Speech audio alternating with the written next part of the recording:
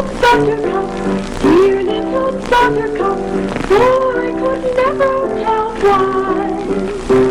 But still I'm called Buttercup, poor little Buttercup, sweet little Buttercup I've snuff and tobacco and excellent Jackie, I've scissors and watches and knives, I've ribbons and laces to set off the faces of pretty young sweethearts. Oh, Miss Ellaby, oh, I'm so glad you called. Yes, this is the first party we've had here in years. There's a reason, but I don't want it in the papers. We all have our troubles, Miss Ellaby. You might say that I'm entertaining, assisted by my daughter, Miss Myrtle May Simmons. Miss Myrtle May Simmons looked charming in a modish... What color would you call that, Myrtle May? Rancho Rose, they told me. In a modish Rancho Rose tone crepe, picked up at the girdle with a touch of magenta on emerald. Oh, I wish you could see her, Miss Ellaby. No, please, Mrs. Chauvenet is coming. Oh, I can't talk any longer, Miss Ellaby. I'm sorry, but I'll call you later. Mrs. Eugene Chauvenet, Sr., be nice to her. She has a grandson about your age. What good will it do with Uncle Elwood? Now, Myrtle May, we agreed not to discuss that today. All of those women have grandsons. It's a beginning.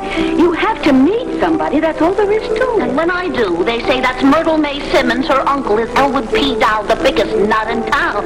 Elwood P. Dowd and his pal Harvey, that damn Harvey. Myrtle May, you said that name.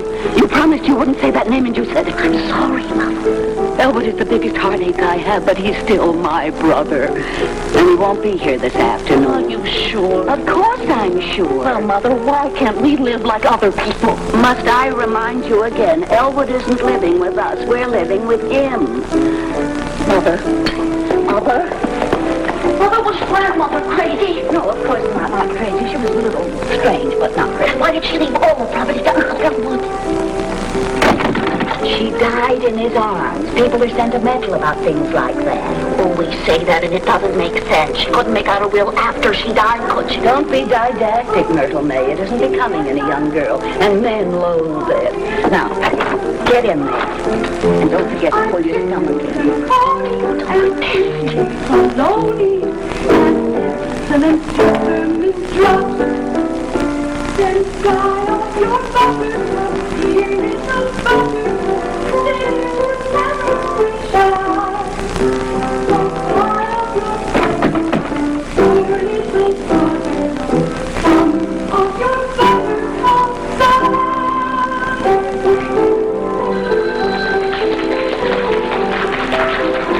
Excuse me a moment, I have to answer the telephone.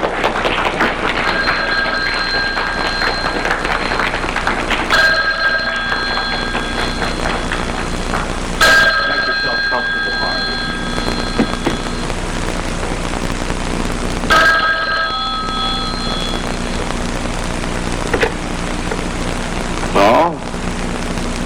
Oh, I'm afraid you have the wrong number.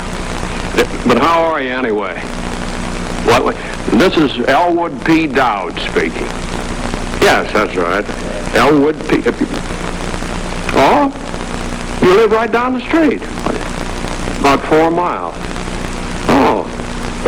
What is your name, my dear? Miss Elsie Greenwald. Oh. Harvey, this is a Miss Elsie Greenwald, and she wants to meet me. When? When would you like to meet me, Miss Greenwald? Well, what about right now? My sister seems to be having some friends in, and she could... No, she'd be delighted. So it's 343 Temple Drive. I will look forward to seeing you in a very few minutes. Fine. Bye, my dear. You come right over. Harvey, don't you think maybe we ought to freshen up a little before we greet the lady? Yes, so do I. After you.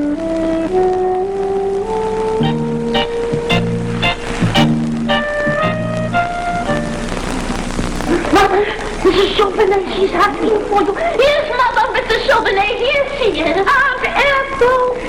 Peter Louise Simmons. I thought you were dead. No, I'm very much alive, thank you. And this full-grown girl is your daughter. I've known you since you were a baby. What's your name, dear? It's Myrtle, Aunt Ethel. Myrtle May, for the two sisters of her father. He's dead. That's what confused you. Where's Elwood? Elwood couldn't be here this afternoon. Could I get you some tea? Elwood isn't here? No. Oh, shame on him. That was the main reason I came. I want to see Elwood. Why? I was saying to Mr. Chauvenet only the other night, what on earth do you suppose has happened to Elwood Dowd? He never comes to the club dances anymore. I haven't seen him at a horse show in years. Does Elwood see anybody these days? Oh, yes, Aunt Ethel. Elwood sees somebody. Oh, yes. Your Uncle Elwood, child, is one of my favorite people. Is Elwood happy, Vita? Oh, yes, Elwood's very happy. Very.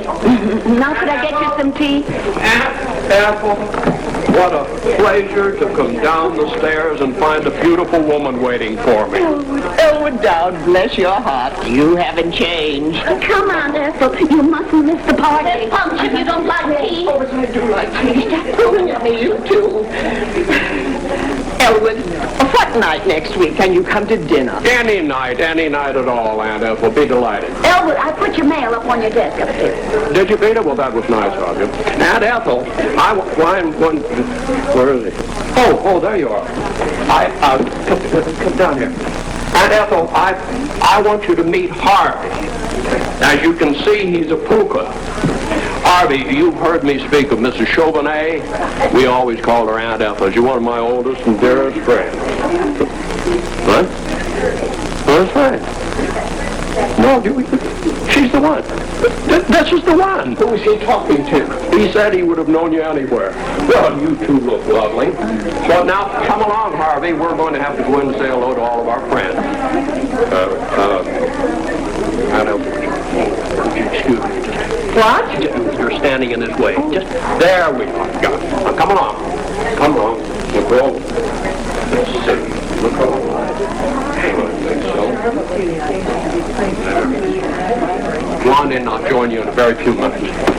Aunt Ethel, I can see that you're disturbed about Harvey. Now, please don't be. He stares like that at everybody. It's his way. But he likes you. I can tell. He likes you very much. Likes you very much. Some tea? Not right now, Vita. I think I'm going home. I'm so sorry. I'll be talking to you sometime. What is a puka? I don't know.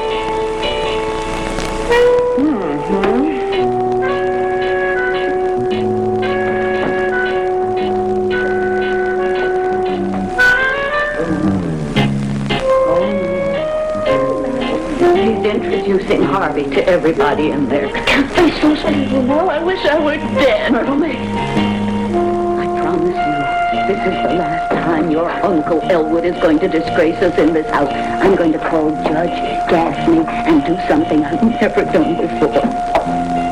Now, hold your head, smile, and go in there as if nothing had happened.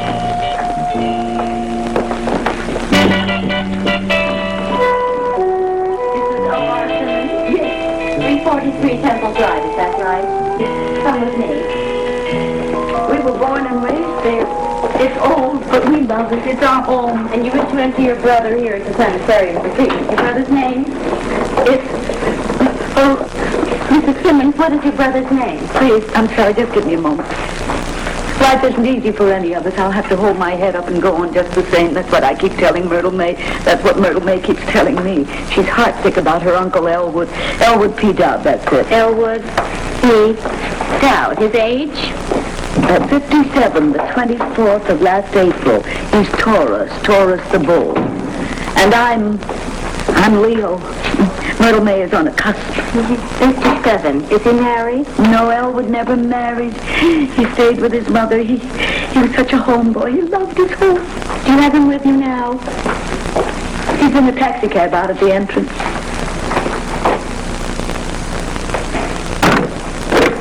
Wilson, would you come in?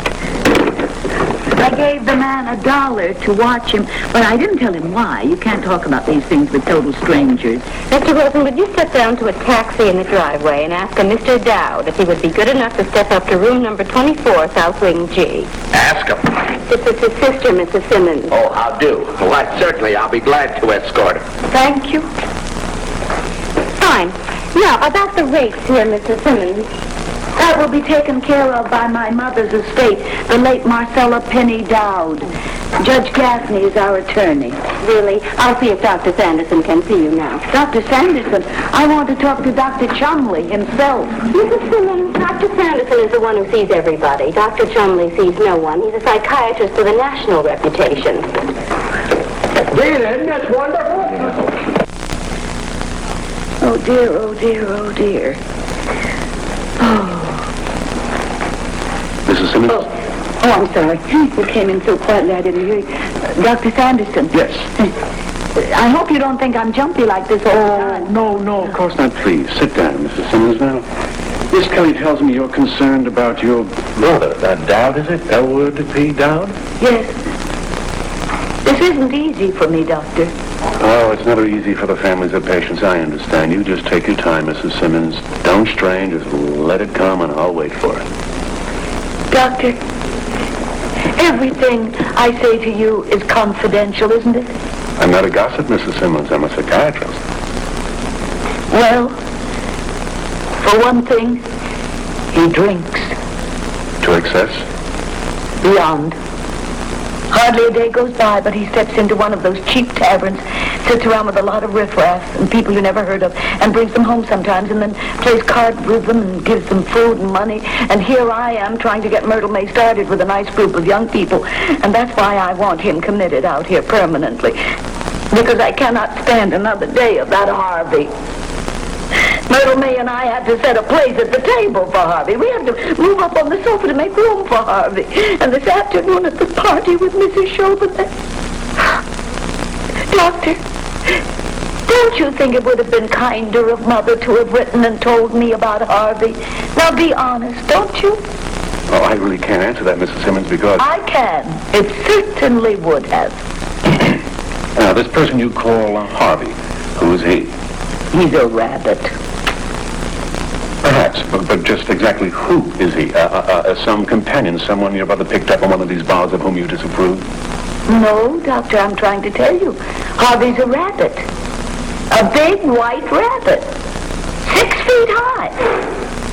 Or is it 6.5? Oh, dear, I really should know. He's been around the house long enough. Now, let me understand this, Mrs. Doctor, Simmons. do I have to keep repeating myself over and over again? My brother insists that his closest friend is this big white rabbit, and this big white rabbit's name is Harvey, and Harvey lives in our house. Now do you understand? Elwood and Harvey go everywhere together. As I said to Myrtle May, if your uncle is so lonesome that he had to bring something home, why couldn't he bring home something human? He has me, hasn't he? He has Myrtle May, hasn't he? Doctor, I'm going to tell you something I've never told anybody in the whole world before. Every once in a while, I see this big white rabbit myself. Isn't that terrible? I've never even told that to Myrtle May. Mrs. Simmons. And what's more, he's every bit as big as Elwood says he is. Oh, you've been under Please don't tell it to anybody. I'm so ashamed of it. You've been under such a great nervous strain recently. Yes, I have. Grief over your mother's death has depressed you considerably. Oh, no one knows how much. Been losing sleep. Who could sleep with that going on? Short-tempered over trifles. Well, you just try living in the house with those two and see how your temper holds up. Loss of appetite. Well, who could eat at the table with my brother and a big white rabbit? I'm sick of it. I'm going to sell the house and be declared conservator of Elwood's estate, and then Myrtle May and I can entertain our friends in peace. It's just too much, Doctor. I can't stand it. Well, no, of course it is, Mrs. Simmons. You're tired. Yes, I am. And you've been worrying a great deal. I know. I can't help it. Well, now I'm going to help you. Oh, Doctor. Now, you just sit there quietly, Mrs. Simmons. Listen to your voices and take comfort. I'll be right back.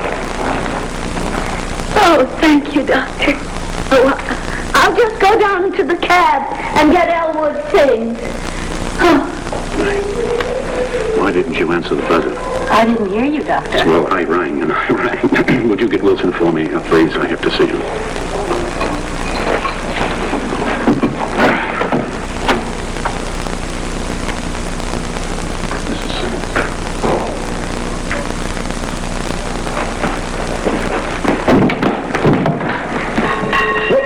Wilson, look out! The Simmons woman, she's gone. Go get her. After her. Yeah, way out, Doctor. I can't believe it. Come in, main gate. Henry, Dr. Sanderson, allow no one to leave the grounds. We're looking for a patient. Oh, I shouldn't have left her alone, but the buzzer. No one answered the buzzer. What do we have available, Miss Kelly? Number 13, Upper West R. Well, have her taken there immediately. I have to contact her brother. Dowd's the name, Elwood P. Dowd. Well, I didn't know it was the woman who needed the treatment. She said it was for her brother. Oh, well, of course she did. It's a very cunning type. Always used by very cunning psychopaths. She apparently knew her brother was about to commit her, so she came out here to discredit him. It's the oldest dodge in the world. Just get him on the phone for me, please, will you? I'll take him to Dr. Chumley's office. But, Doctor, you see, I thought the woman was all right, so I had Wilson take the brother up to number 24 South Wing G. He's there now.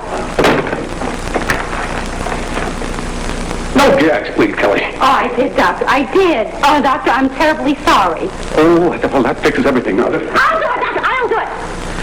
Miss something. Would you unlock the door to number 24 and give Mr. Dowd his clothes and ask him to step down to the office right away. Down to the office right away. Dr. Sanderson would like to explain. Don't apologize. Apologize.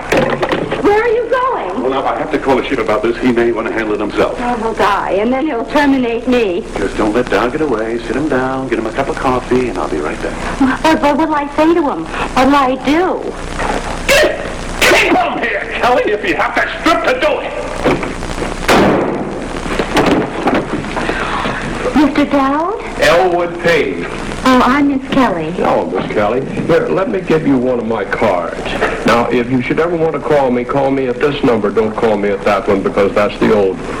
Oh, thank you. That's perfectly all right. And if you should happen to lose it, my dear, don't worry because I have plenty more. Please come in. Thank you. Won't you have a chair, please, Mr. Dowd? Thank you. I'll have two.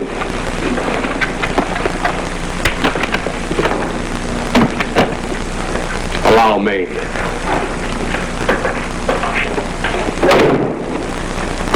There you are.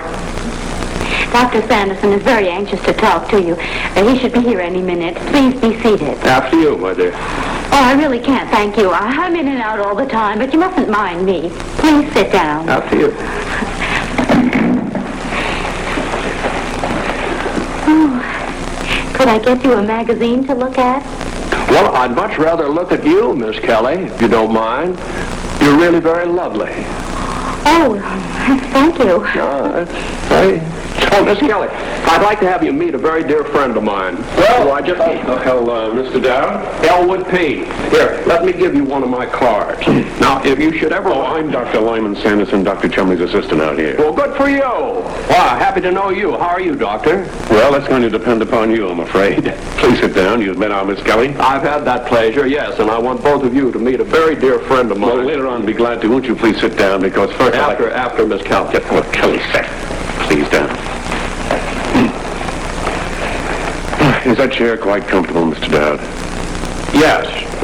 Would you care to try it? No, thank you. Now, Mr. Dowd, I can see that you're not the type of person to be taken in by any high-flown phrases or beating around the bush. Is that so, Doctor? Yes, you have us at a disadvantage here, and you know that, and we know that, so why don't we just put our cards on the table? Well, it certainly appeals to me, Doctor. Yes, that's the best way in the long run. People are people, no matter where you are. That is very often the case. And, being human, are thereby liable to make mistakes. Now, Miss Kelly and I made a mistake here this afternoon, Mr. Dowd, and we'd like to explain it to you. Oh, it wasn't Dr. Sanderson's mistake, Mr. Dowd. It was mine. With human failing, as I say. But I find it very interesting, nevertheless. Now, you and Miss Kelly here this afternoon, you say? We do hope you'll understand, Mr. Dowd. Oh, yes. Oh, yeah, these things are often the basis of a very long, warm friendship. And the responsibility is, of course, not hers, but mine. Well, your attitude may be old-fashioned, Doctor, but I like it. Now, if I'd seen your sister first, that would have been an entirely different story. Well, now there you surprise me. I think the world and all of Vita, but I had supposed she'd seen her day. Oh, no, you mustn't attach any blame to your sister. She's a very sick woman. She came in here insisting you were in need of treatment. That's perfectly ridiculous. Oh, Vita shouldn't worry about me. I get along fine. Is there something I can do for you, Mr. Dowd? What'd you have in mind? Could we open a window for you? No, thank you, Miss Kelly. No, Kelly said,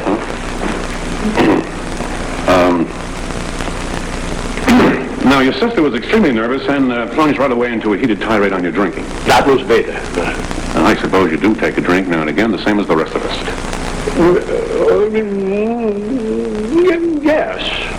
Yes, I do, Doctor. As a matter of fact, I'd like one right now. As a matter of fact, so would I. Mr. Dowd, did your sister drink? Vita? Oh, no, Doc. No, well, I don't think Vita's ever taken a drink. Mm-hmm. Well, I'm going to surprise you. I think she has, and does constantly. She has? And does? God, well, I certainly am surprised. Well, it's not her alcoholism. It's going to be the basis of my diagnosis of her case. No, it's much, much more serious than that. It was when she began talking so emotionally about a big white rabbit. Harvey. I believe she called him Harvey. Well, Harvey's his name. Well, she claimed you were persecuting her with this Harvey. No, I'm not persecuting her with Harvey. Vita shouldn't feel that way. And now, Doctor, before we go any further, I must insist that you allow me to make my point first, Mr. Dowd. Now, your sister's condition is serious, but I can help her. She must, however, remain out here temporarily. Well, I've always felt that Vita should have everything she wants. No, that's very good of you, Mr. Dowd, but it's much more serious than that. It stands to reason that nobody has ever seen a white rabbit 6 feet high. Not very often, Doctor. Well, I like you, Dowd. Well, I like you too, Doctor, and Miss Kelly. I sure like you. So, now your sister must be committed out here. Under these circumstances, I would commit my own grandmother. Oh, your grandmother drink too? No, that's just an expression. Oh, now, you can sign the temporary commitment papers later, but just to make sure in your own mind that your sister's in good hands, why don't you just look around and make yourself at home as it will be her home for a little while? Well, I think for Vita's sake I should do that, Doctor. Very well, then. It's been a great pleasure having this little chat with you, Mr. Dowd. I enjoyed meeting you, Doctor, and Miss Kelly. I certainly enjoyed meeting you. You know, since everybody seems to have enjoyed this so much, why don't we just keep right on? I'd like to invite both of you to come downtown with me. We'll go over to Charlie's place. We'll have a drink. When I enjoy people, I kind of like to stay right with them. Oh, well, I'm sorry. We're on duty right now. Give us a rain check. Some other time, be glad to. When? Oh, well, I can't say right now. Miss Kelly and I don't go off duty till 10 o'clock at night. Let's go down to Charlie's place 10 o'clock tonight. Well, you, Miss Kelly? Oh, I'll meet you out here tonight in a taxi cab, and the four of us will spend a happy evening together. I want you to become friends with a very dear friend of mine. You said later on, so later on it'll be. And I'll say goodbye for now. Goodbye, Mr. Dowd.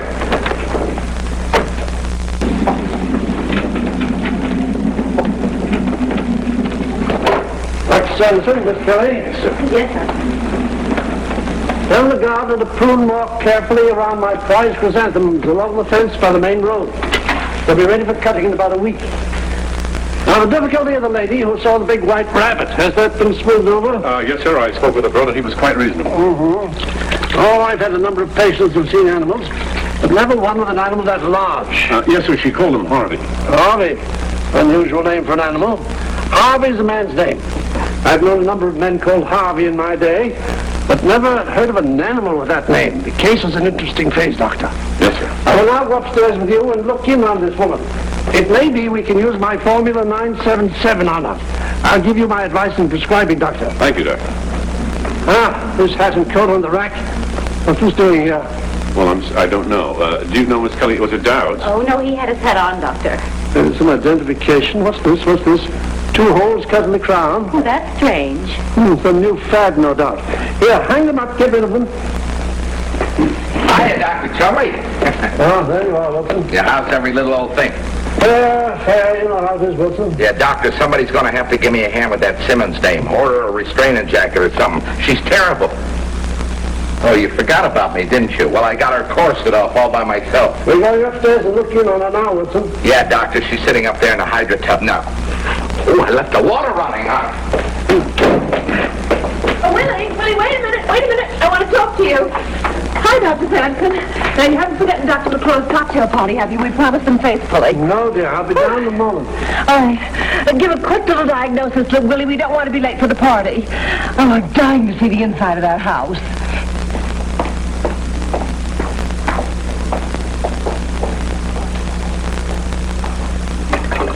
Good evening. Oh, good evening. I'm Mrs. Chumley, Dr. Chumley's wife. Oh, well, I'm very happy to hear that.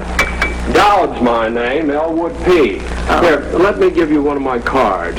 Now, if you should ever want to call me at this number. Don't call me at that one because that's the old one. Oh, thank you. Something I can do for you? What do you have in mind? You seem to be looking for someone. Yes, I'm looking for Harvey. I went off without him. Harvey, is he a patient here? No, he's nothing like that. Well, does he work here? No, he's what you might call my best friend. Oh? And he's also a puka. He came out here this afternoon with Vita and me. Where was he when you last saw him? Well, he was sitting right over in that chair there, and his hat and coat were hanging right on this rack here. There's no hat and coat there now. Perhaps he left. Apparently he did. I don't see him anywhere. What was that word you just said? Hookah? Yes, that's right. Is that something new? No, as I understand it, it's something quite old. Really? I never happened to hear it before. Well, I'm not too surprised to hear that. I hadn't myself before I met him. I hope you have the opportunity to meet him sometime, my dear. I'm sure he'd be quite taken with you. Oh, really? Well, that's very nice of you to say so, I'm sure. That's all. When Harvey takes a liking to somebody, he expresses himself very definitely. Would you care to come downtown with me? I'd be happy to buy you a drink. Oh, well, thank you very much, but see, I'm waiting for Dr. Chumley, and if he were to come down and find me gone, he'd be liable to race it. He would be very irritated. We wouldn't want that, would we? Some other time, perhaps. Well, I'll tell you what I will do, however. What will you do, however? I'm interested. If your friend comes in while I'm here, I'd be glad to give him a message for you. Would you do that for me? I'd certainly appreciate that. Just tell him to meet me downtown if he has no other plans. Meet Mr. Dowd downtown. Any particular place downtown? No, he knows where. Harvey knows this town like a book. Harvey, you know where? Harvey what? Well, just Harvey. Oh, I'll tell you what. What? Well, now, Dr. Chumley and I are going right downtown to 12th and Montview. Dr. McClure's having a little cocktail party. Cocktail party. Yes. Cocktail party, 12th and Montview. We're driving down in just a few minutes, and we'd be glad to give your friend a lift into town. Well, I hate to put you out, but I certainly would appreciate that. Oh, it's no trouble at all. Dr. McClure's having this little cocktail party for his sister from Wichita. Oh, I didn't know Dr. McClure had a sister in Wichita. Oh, you know Dr. McClure? No. Oh. No, Miss Shelby, are you sure you wouldn't have time to come downtown with me and have a drink? Really, I couldn't, but it's very nice of you to ask me, I'm sure. Well, some other time, perhaps. Yes. And it's been very nice meeting you, Miss Shelby. I hope to see you again sometime. Yes, so do I. Oh, you can't miss Harvey. He's very tall. He's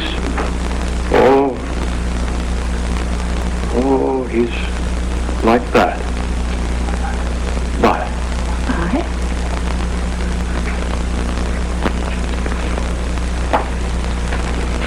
That Simmons woman is very uncooperative, Doctor. She refuses to admit she has this big rabbit. Insists it belongs to her brother. Give her 2 of these at 9, another at 10. Another trip to the hydro room at 8, and one in the morning at 7. Then we'll see if she won't cooperate with us tomorrow, won't we, Doctor? Yes, Doctor. You know where to find me if you want me. All ready, Pat? Yes, Willie. Oh, Willie, there was a man here, a man named, wait a minute, I have his card. Elwood P. Dowd. Well, that's Mrs. Simmons' brother, Doctor. I told him he could look around. Well, he wasn't looking for her, but he was looking for someone, a friend of his, someone that he came in with this afternoon. Was there anyone with Mr. Dowd when you saw him this afternoon, Callie? No, Doctor, not when I saw him. He said there was. And he said the last time he saw his friend, he was sitting in that chair out there with his hat and coat. He seemed quite disappointed. Doctor, So, Willie, I told him that if we located his friend, we could give him a lift into town. Is that all right with you, Willie? Yes, of course, of course. Oh, here it is. I wrote his name on the back of his card.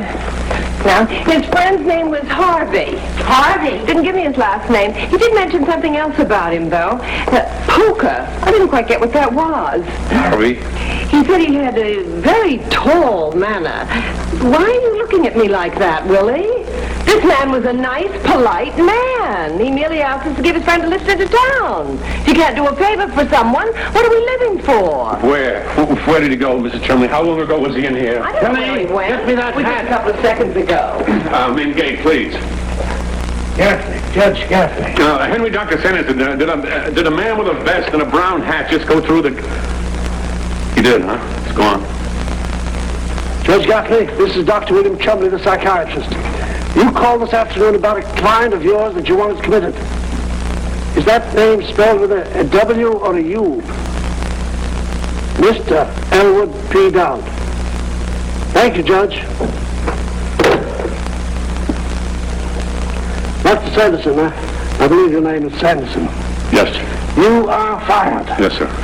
Rabbit Sanderson have large pointed ears. Yes, sir. A hat for a rabbit would have to be perforated to make room for those ears, wouldn't it? Absolutely. Sanderson, you're an imbecile. Yes, sir. I shall now have to do something I haven't done in years. I shall have to go out and retrieve a patient. And when I bring him back, your contact with this establishment is ended. I wish I could throw you out right now. Pat, call the McClure. Say we can't possibly make it. Jerry, come with me. We'll go upstairs and get that woman out of the tub. Yes, Doctor. Wilson? Yes, ma'am. Wilson, I need you. Yes, I ma'am. can't see very well without my glasses. Would you look up Puka? Yes. Yeah, how do you spell it? I don't know. P-O-U, P-O-O, K, P-O-O. A, maybe. Well, what is it? What is what? Puka. I don't know, Mrs. Chumley, but if it's dirty, I don't think we're going to find it in this book here. I've got to call Dr. McClure.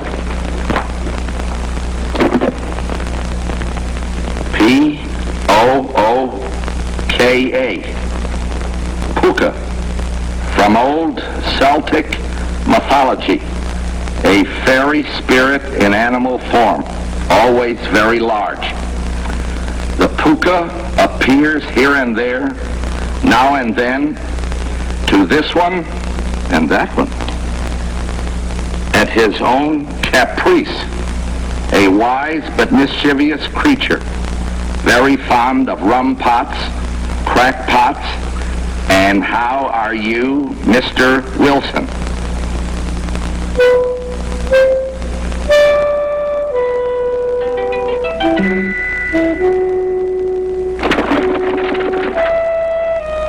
How are you, Mr. Wilson?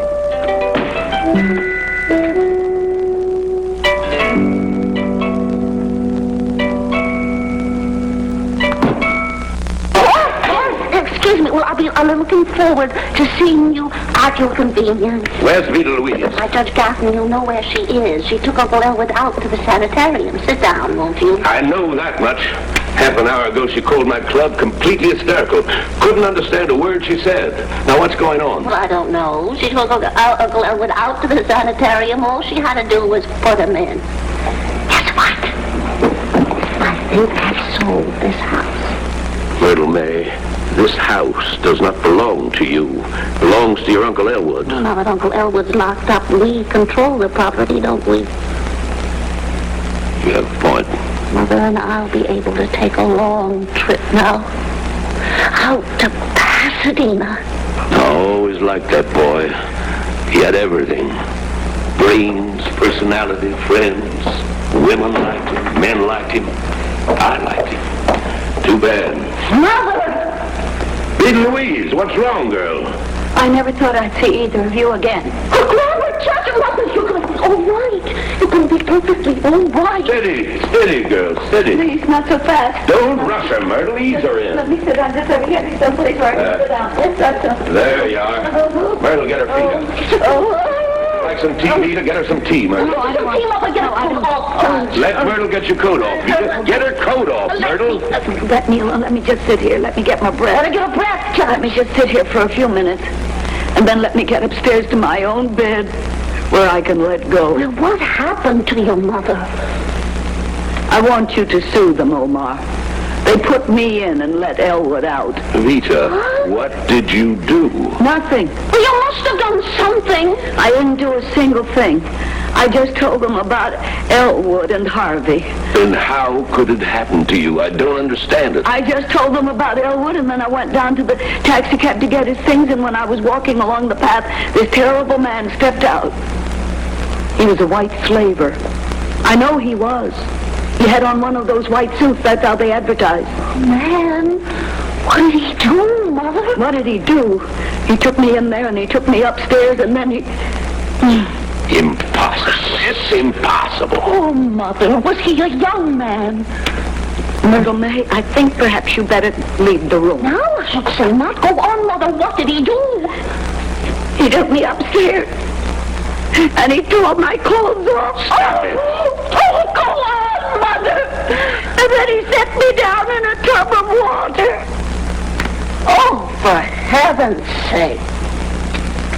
I always thought that what you were showed on your face. Don't you believe it, Myrtle? Don't you believe it? Judge, that man took a hold of me like I was a woman of the streets. But I always said if a man jumped at me, I'd fight. Hadn't I always said that, Myrtle May? Yes, that's what she's always said, Judge. That's what Mother's always told me to do. And then he hustled me into that sanitarium, and he set me down in that tub of water and began to treat me like I was a What? crazy woman.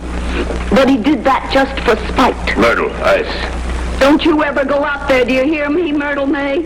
Oh, those doctors came up, and they began to ask me a lot of questions about sex urges and all that filthy stuff. That place ought to be cleaned up, Omar. You've got to get the authorities to clean that place up. You've got to do something, Judge. You've got to sue them. Vita, what really happened? Tell me, Judge, is that all those doctors do out in places like that? Think about sex? I don't know.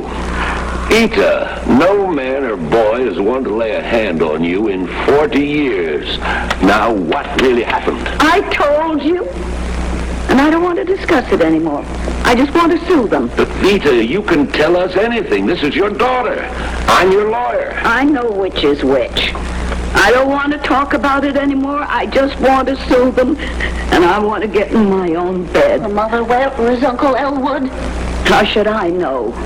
They let him go. They're not interested in men in places like that. Don't be so naive, Myrtle May. Well, no matter who jumped at you, we still have to lock up Uncle Elwood. Well, I don't know where he is. Next time, Judge, you take him. Oh, wait till Elwood. Here's what they did to me out there. He won't stand for it. Don't forget to sue them, Judge. Myrtle May, all I hope for you is that never, never, as long as you live, a man tears the clothes off you and then dumps you down into a tub of water.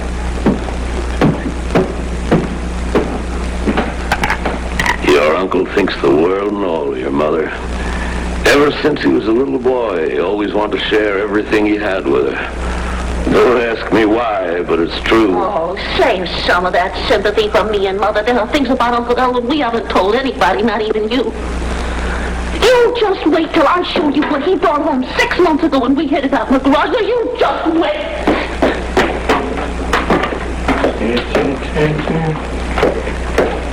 Okay, is he here? Is who here? The crackpot with the rabbit. Is he here? No. And who, may I ask, are you? Not in here, Doctor. Palmer? Charlie? Well, let's not waste time. Has he been here? I have to inform you that I've been retained to bring suit against you. What? For what happened to Mrs. Simmons at the sanitarium this afternoon. Water under the dam. Now, the important thing is to get this man and bring him back to the sanitarium where he belongs. That's right. That's just what I think, Judge. This is Myrtle May Chumley, Mr. Dowd's niece, Mrs. Simmons' daughter, Dr. Chumley. How do you do, Dr. Chumley? How do you do, Miss Simmons? Hiya, Myrtle. What? Oh. Now, I want to talk to Mrs. Simmons. Oh, Mother won't come down, Doctor. I know she won't. We're getting over to talk to her, Judge. Now, about this suit. What suit?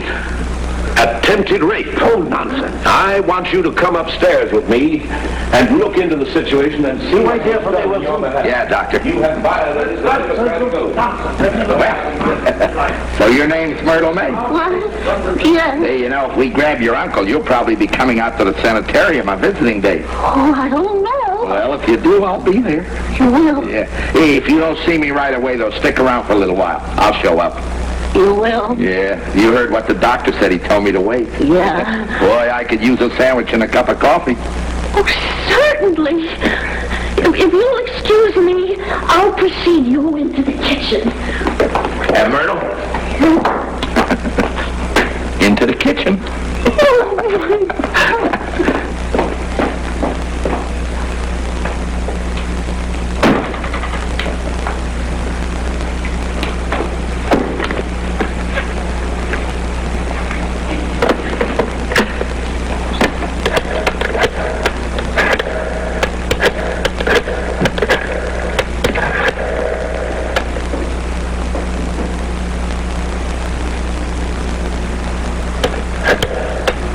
Oh, Chumley's Rest? Is Dr. Chumley there? Oh, this is Mrs. Chumley. Well, this is Elwood P. Dowd speaking. How are you tonight? Tell me, Mr. Chumley, were you able to locate Harvey? Well, don't worry about it. I'll find it. I'm sorry I missed you at the McClure cocktail party. Everybody was very charming. I was able to leave quite a few of my cards. Where am I now? I'm here, but I'm leaving right away because I have to find Harvey. Well, goodbye, Miss Chumley, and my regards to you and anybody else you happen to run into. Bye, my dear.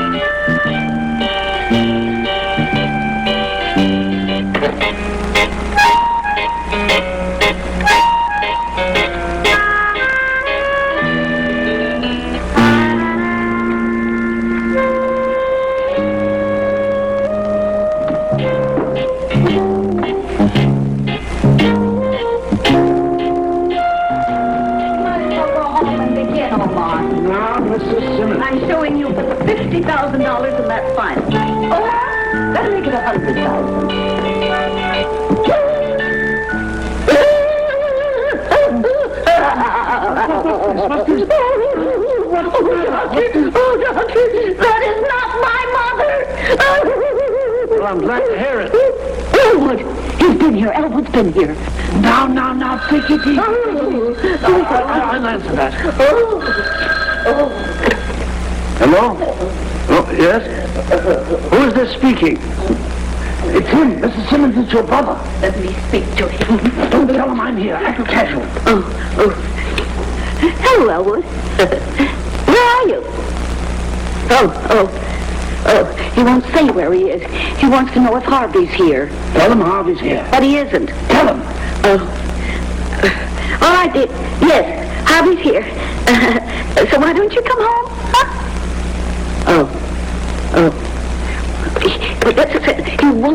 He won't say. He wants me to bring Harvey to the telephone. Tell him Harvey can't come to the phone. Harvey's in the bathtub. In the bath? He's in the bathtub, and we'll bring him over there. That way we'll find out where he is. Oh, Doctor. Do it, Mrs. Simmons. Yes, dear. Harvey's here, but he can't come to the telephone. He's in the bathtub. But I'll send him over as soon as he's dry. So where are you, Elwood? Where are you? Elwood! Where? Oh. Did he hang up? Harvey just walked in the door. He says to look in the bathtub. It must be some stranger. But I know where he is. He's in Charlie's place. That's a bar down at 12th and Main. 12th and Main. Chumley's Rest? Yes. Oh, no, Sergeant, there are no accident reports on him either in town or the suburbs. Look, Sergeant, what did they say at Charlie's place? Charlie's place, 12th and Main. That's where Dr. Chumley went 4 hours ago and found Mr. Dowd there, and that is the last single time he's been seen. Well, listen, can you send out some of those squad cars? Yes. What do you mean? Oh, never mind, Sergeant. He's here now. Well, Mr. Dowd. Good evening, my dear. These are for you. For me? Oh, thank you. They're quite fresh, too. I just picked them outside. Well, I hope Dr. Chumley didn't see you. They're his prized chrysanthemums. No, those colors are lovely with your hair. Well, I've never worn burnt orange. It's such a trying color. You'd improve any color, my dear. Thank you. Did Dr. Chumley go to his home? I don't know. Where's Dr. Sanders? Oh, he's in there.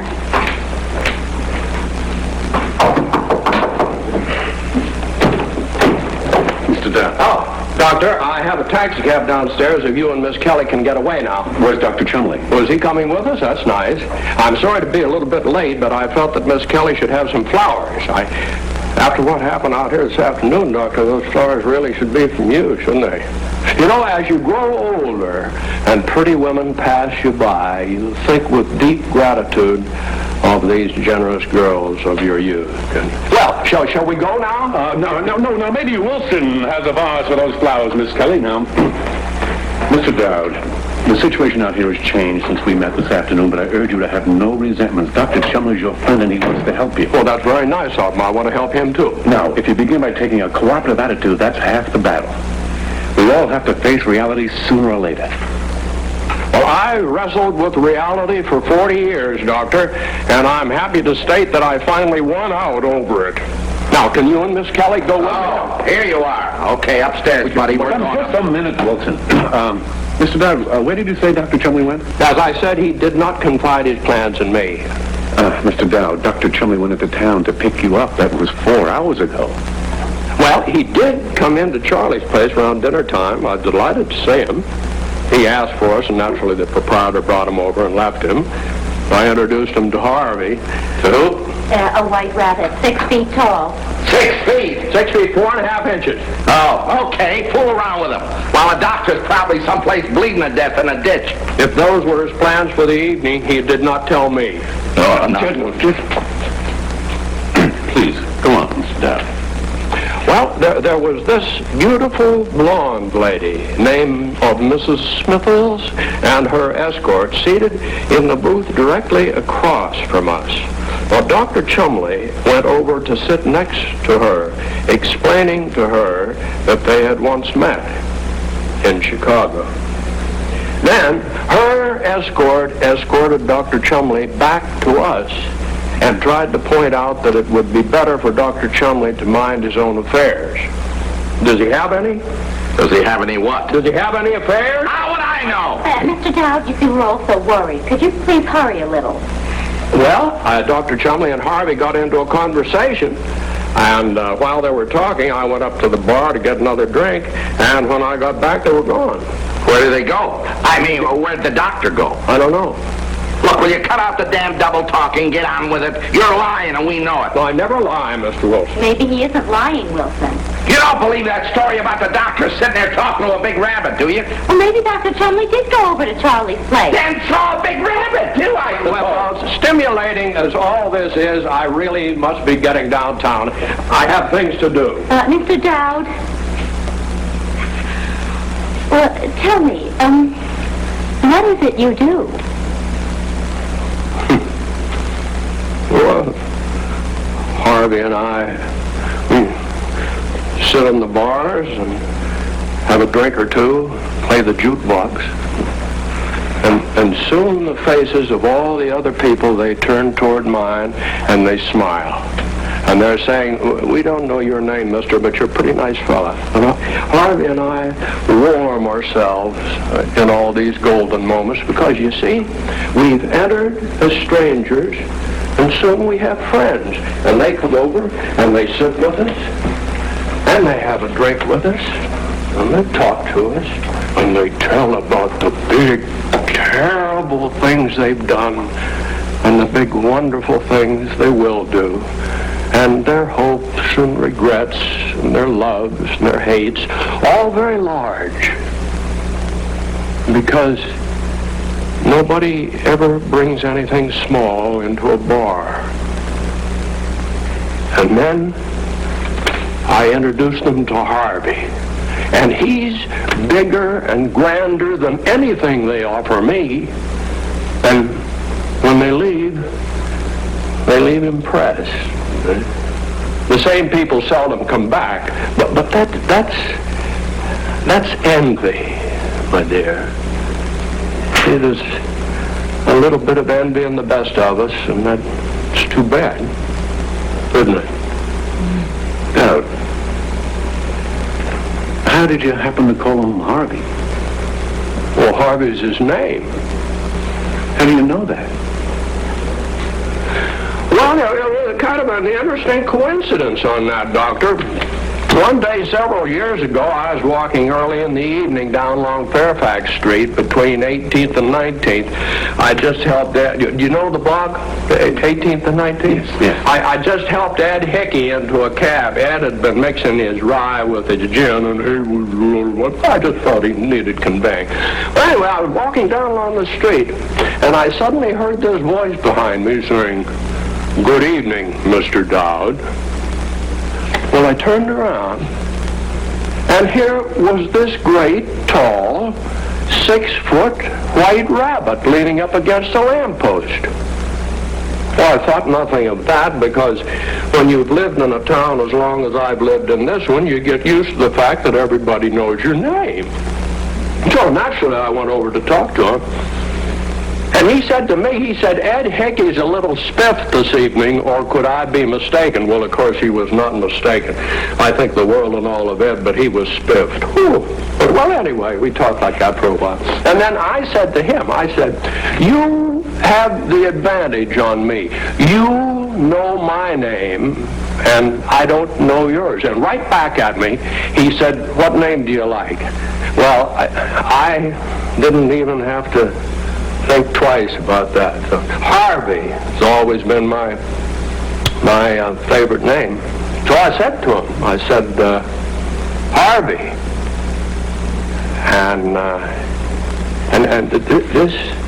And this is the interesting part of the whole thing. He said, "What a coincidence. My name happens to be Harvey." Mr. Dowd, what was your father's name?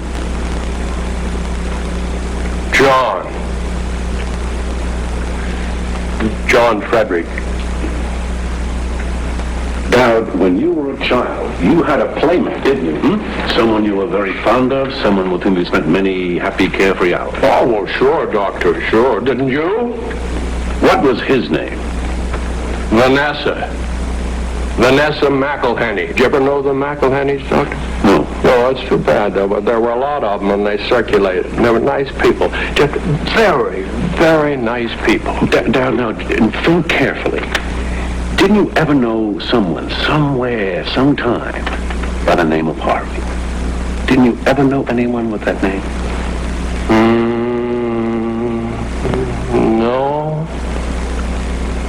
No, Doctor, not one. Maybe that's why I always had such hopes for it. All right, Dowd, let's go upstairs. What? Come on, Elwood. Oh, very well, Lyman. I'm afraid I won't be able to visit with you very long, because I promised Harvey I'd take him to see the floor show.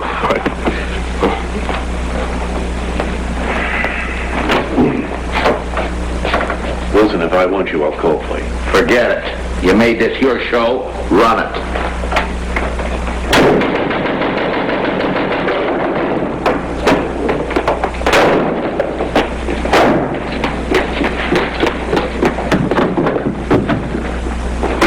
Dr. Kelly! Are you all right? All right? Of course I'm all right. I'm being followed. Lock that door. Yeah, Dr. Chumley, who's following you? None of your business.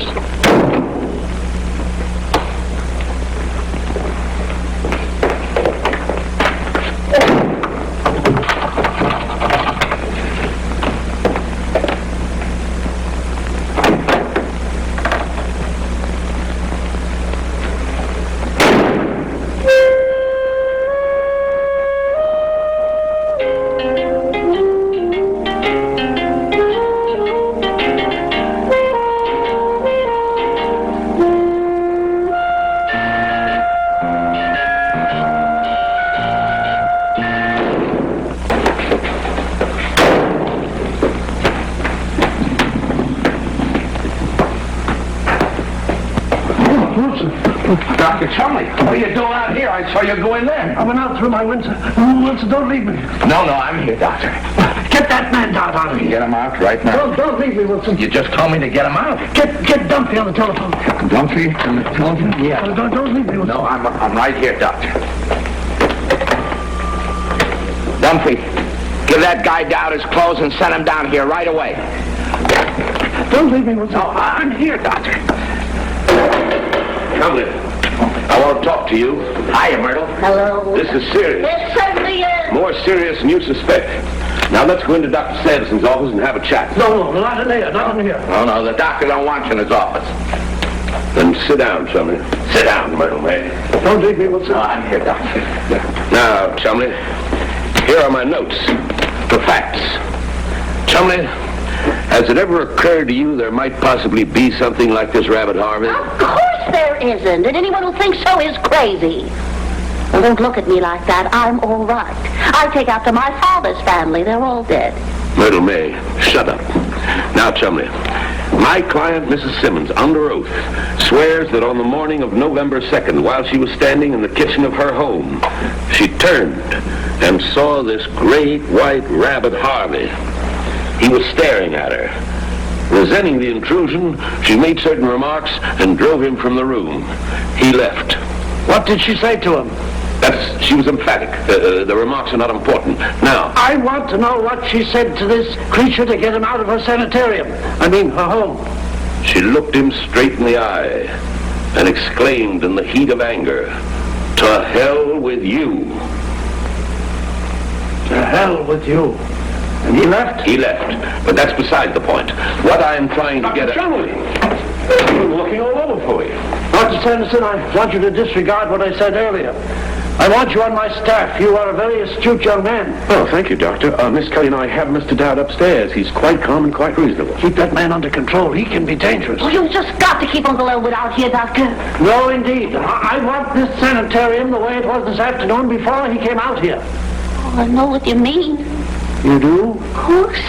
It gets on anyone's nerves the way Uncle Elwood knows what's going to happen before it happens. This morning, for instance, he told us that Harvey told him that Mrs. McElhenney's Aunt Rose would drop in on her unexpectedly tonight from Cleveland. Aunt Rose, did she drop in unexpectedly, as Harvey said? Of course she did. Those things always turn out the way he says they will, but what of it? What do we care about the McElhenney? And you say this sort of thing happens often? Yes, and isn't it silly? Uncle Elwood says Harvey knows everything. Harvey tells him everything. Well, how can he when there's no such thing as Harvey? Fly specks. I've been spending my life among fly specks where miracles have been leaning on lampposts at 18th and Fairfax. Good. Nobody here but people. Oh, Mother, you promised you wouldn't come out here. Well, good evening. Now, Myrtle May, I brought you Uncle Elwood's bathrobe. Why are you standing around like this? I thought you'd be committing him. Vita, sit down here, girl. Here, let me help you. Oh, no, I will not sit down there. Sit down. Is everything settled? It will be. Doctor, may I give an opinion? By all means, of course, Doctor. His opinion. It's my opinion that Elwood P. Dowd is suffering from third-degree hallucinations and the other party concerned is a victim of autosuggestion. I recommend for him your shock formula number 977 and bed rest at home for... You do? Yes, sir, that's my diagnosis. Now, Mr. Dowd will no longer see this rabbit after the injection. We've used it successfully in hundreds of psychopathic cases. Don't you call my brother a psychopathic case. There's never been anything like that in our family. May. Oh, why did Harvey have to bother him in the first place? With the town full of people, why did he have to talk to Elwood? Stop putting your oar in. Keep your oar out. If this shock formula brings people back to reality, let's give it to them. That's where we want Elwood. I'm not sure it would work in a case of this kind, Doctor. It always has. Harvey always follows Elwood home. He does? Yes. But if you gave him the formula, then Elwood couldn't see Harvey and he wouldn't let him in. And then when he came to the door, I'd deal with him. Mother, won't you stop talking about Harvey as if there is such a thing? You have a lot to learn, Myrtle May, and I hope you never learn it.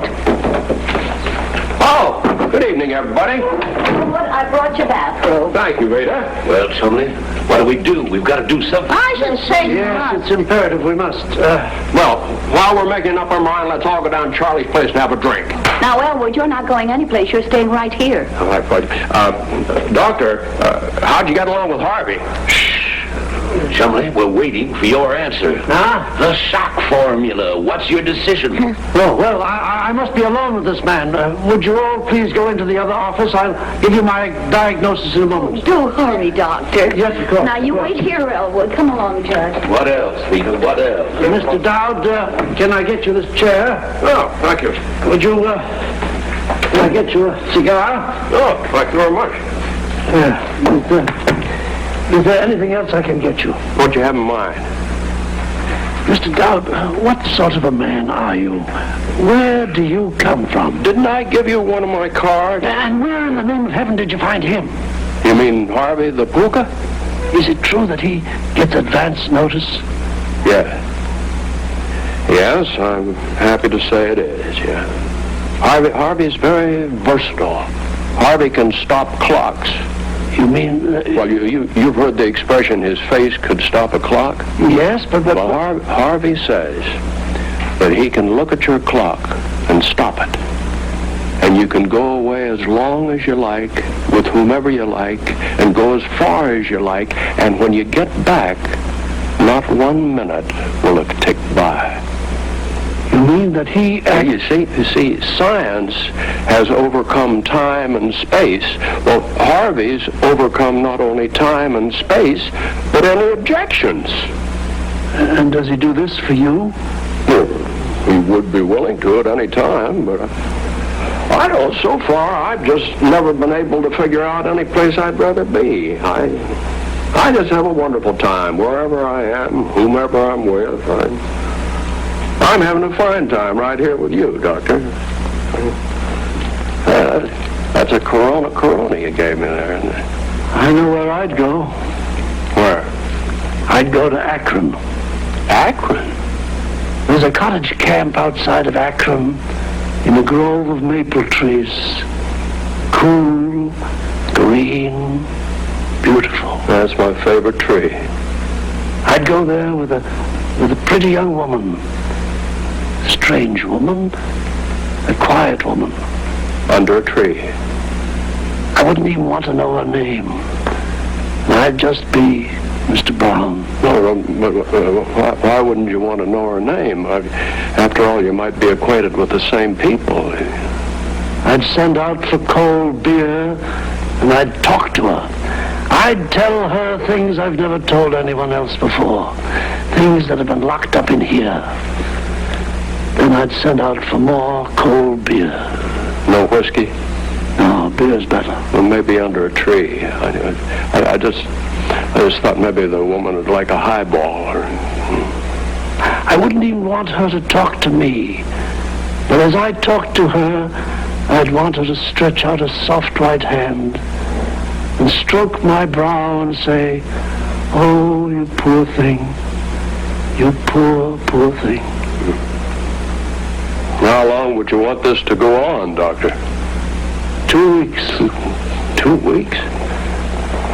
Well, I just can't help feeling you're making a mistake about not allowing the woman to talk. And I know you're making a mistake about all that beer and no whiskey, but it's your 2 weeks, so Cold beer at Akron and one last fling. Tell me, Mr. Dowd, do you think could he do this for me? He could, and he might. I've never heard Harvey say a word against Akron. the way, Doctor, where is Harvey? Why, don't you know? No. The last time I saw him, he was with you. Yes. Well, he's probably waiting for me down Charlie's place. Yes, that's right. He's probably down Charlie's place. No, don't come in there, Mr. Dowd. Well, I didn't want to leave without saying goodbye to my friend, Dr. Sanderson. None of those people are your friends. I am your friend. Well, thank you, Doctor. I'm yours. And this sister of yours, she's at the bottom of the whole conspiracy against you. She wants me to lock you up. Today she had commitment papers drawn up on you. She's got your power of attorney, the key to your safety deposit vault. She brought you out here. She did all that in one afternoon. That Vita sure is a whirlwind, didn't she? Good Lord, man, don't you have any sense of righteous indignation? Oh, Doctor, you know, years ago, my mother used to say to me, she'd say, in this world, Elwood, you always called me Elwood.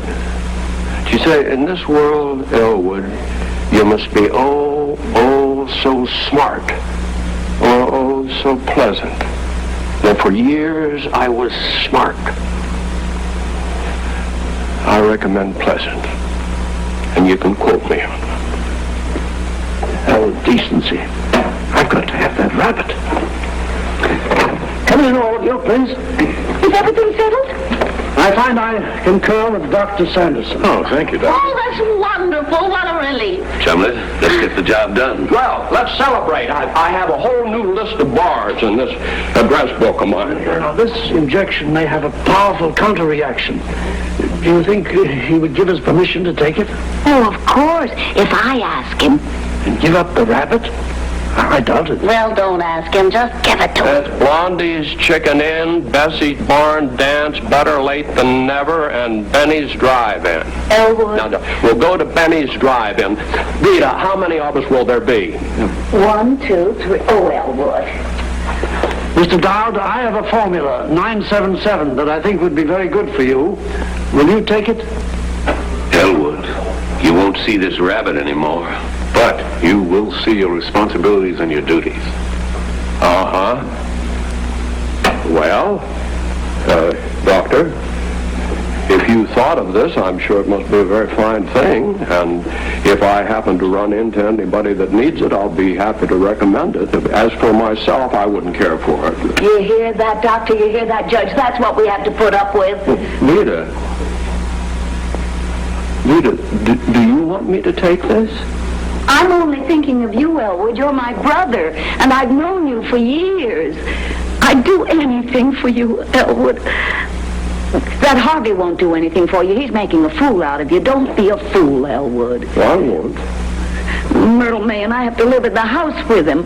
Our friends never come to see us anymore. We don't have any social life. We don't have any life at all. We're perfectly miserable. And I wish I was dead. But maybe you don't care.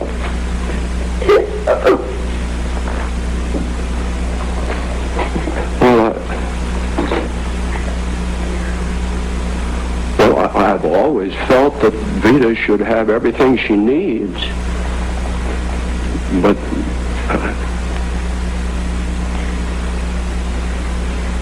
Vita, are you sure?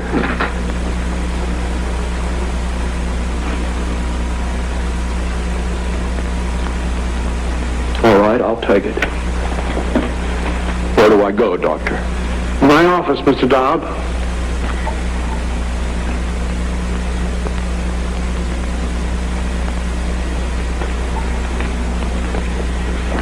You say goodbye to the old fella for me, will you?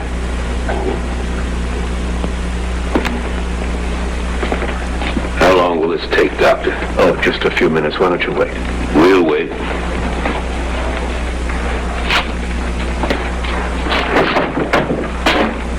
What do you want? I'm looking for a little short... Oh, there you are. Lady, you jumped out of the cab without paying me. Oh, I forgot. Oh, how much is it? All the way out here from town, $8.75. $8.75. Now, that's funny. I could have sworn I had my coin purse with me. Oh, my. Myrtle May, do you have any money with you? No. Judge, you had $8.75 that I could give this driver. Sorry, nothing but a check. We don't take checks. I know. Well, I'm sorry. I'll have to get it from my brother for you, but I can't do that now because he's in there getting an injection. You'll have to wait. I'm sorry. You're going to get my money from your brother who's in there to get some of that stuff they shoot out here? Yes, it won't take long, though. Lady, I want my money now. I told you it'll only take a few minutes, and then I want you to drive us back home afterwards. And I told you I want my money now. I'm nosing the cab back to town. You can wait for the bus at 6 in the morning. Well, of all the stubborn, pig-headed things. I should say so. What's the matter with you? Nothing that 875 won't fix. You heard me. Take it or leave it. That's the most unreasonable thing I ever heard of in my life. Dr. Chomley? Yes? Oh, have you started the injection yet? No, not yet. Oh, good. Well, this taxi driver wants $8.75. Can Elwood step out here for a moment, please? Well, don't be too long. Oh, please, thank you. Elwood, that man, I forgot my coin purse, and he wants $8.75 for the taxi. And don't give him a penny more because he's been very rude. Oh. Howdy do. Dowd's my name, Elwood P. Lofgren's mine. E.J. Oh, hi, Mr. Hopper. Do you know these people here? Do you know my sister, Vita Simmons, and my charming little niece, Myrtle May Simmons, and Judge Gaffney? Hi. Oh, here is... Lived around here long, Mr. Lofgren? Yeah. I've lived around here all my life. All your life, yes. Enjoy your work? It's okay. I've been with the Apex Cabs 15 years. Now, my brother Joe's been driving for Brown's Cabs pretty near 12. Is that so? You drive for Apex for 15 years, and your brother Joe drives for Brown. Well, that's very interesting, isn't it, Vita? But, Mr. Hopper, let me give you one of my cards. Now, we better get on with this. Yes, just a second, Doctor. Now, I live at this address with my sister and my charming little niece. Wouldn't you and your brother like to come and have dinner with us sometime? Sure. Be glad to. When would you be glad to? I couldn't come any night but Tuesday. I'm on duty all the rest of the week. Well, then we'll just have to make it Tuesday night. And we'll look forward to seeing you and your brother on Tuesday night, won't we, Vita? Oh, Elwood, I'm sure this man has friends of his own. Well, Vita, one can't have too many friends. Elwood, don't keep Dr. Chumley waiting. It's rude. Oh, what? I forgot about that. There, keep the change, Mr. Lofgren, and I look forward to seeing you and your brother Tuesday night. And now, if you'll excuse me, I have to go. Have to go in here. Sure. A sweet guy. Of course. And you could just as easily have waited. Oh, no. Listen, lady. I've been driving this route 15 years. I brought them out here to get that stuff and taking them back after they had it. It changes them. Well, I certainly hope so. And you ain't kidding. On the way out here, they sit back and enjoy the ride. They talk to me. Sometimes we stop and watch the sunsets and look at the birds flying. Sometimes we stop and watch the birds when there ain't no birds. And look at the sunsets when it's raining. We have a swell time, and I always get a big tip. But afterwards, uh-oh. Afterwards, uh-oh? What do you mean afterwards, uh-oh? They crab. They yell at me to watch the lights, watch the brakes, watch the intersections. They scream at me to hurry. They got no faith in me or my buggy. Yet it's same cab, same driver, and we're going back over the very same road. It's no fun. And no tips. My brother would have tipped you anyway. He's very generous, always has been. Not after this, he won't be. Lady, after this, he'll be a perfectly normal human being. And you know what bastards they are. Glad I met you. I'll wait. Oh, Judge, stop it! Elwood, come out of there! Come out of there! Vita, you can't do that. Dr. Chumley's giving the injection. I don't like people like that. You shut up. I've lived longer than you have. I remember my father. I remember your father. Doctor, she's sounding off again. She wants to stop the injection. You haven't given it to him, have you, Doctor? No, but we're all ready. Simmons, take her away. Yeah, come on, you. You let go of me, you white slaver. You don't know what you want. You didn't want that rabbit either. And what's the matter with Harvey? If Elwood and Myrtle May and I want to live with Harvey, what's it to you? You don't even have to come around. That's our business. Oh, Vita. Oh, Elwood. All right, Vita. Oh, yes, Harvey. Vita's all worn out. She's done a lot today. Have it your own way. I'm not leaving my game at the club again, no matter how big the animal is. Get away from him, Myrtle May. Come on, Elwood, let's get out of here. I hate this place. All right. I wish I'd never seen it. Now, look here. No, that's what Vita wants, Doctor. Well, look at that. Oh, it must have been there all the time. I could have paid that taxi driver myself. Harvey. Come on, Elwood. Come on, Myrtle May. Hurry up, everybody. Hey, Myrtle, how about Saturday night, huh? Oh, Myrtle May. Well, Doctor, I've always known what my family thought about Harvey, but I've always been kind of curious about what Harvey's family thinks of me. Hey! Well, where have you been? Well, come on out here. Where have you been? Where have you been? I've been looking all over for you. Night, Doctor. I'm Mr. Wilson. After you.